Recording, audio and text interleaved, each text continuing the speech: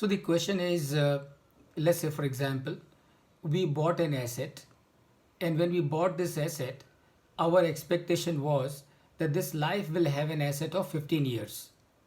And based on that, we figured out the amount of depreciation that we would need to charge over the life of the asset, that is 15 years. Incidentally, for whatever reason, in the 12th year, we realized that this asset is of no use now, and the asset life of this asset is getting over in the 12th year only. And since the life is getting over in the 12th year only, this asset will not be available with us for use for next 3 years now. So whatever is the remaining amount of that asset, that amount we will need to book in our books as impairment loss.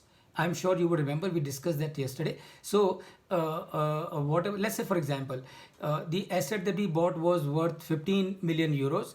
Life was 15 years. So every year we needed to charge a depreciation of 1 million euros to our P&L.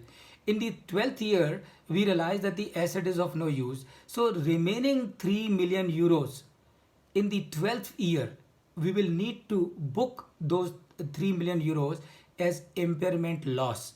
That means we are losing that asset, and in the process we are losing worth of 3 million euros. So that will come in our books as impairment loss.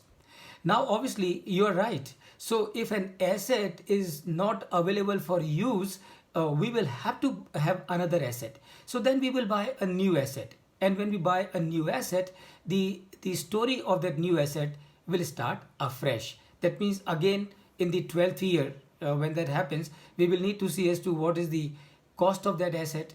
We will need to see as to what is the life of that asset, and based on that we would figure out as to how much is the amount of annual depreciation that we need to charge on that asset, and that we will keep on charging for the life of that asset. I hope that answers your query. Sir, the case is a bit different.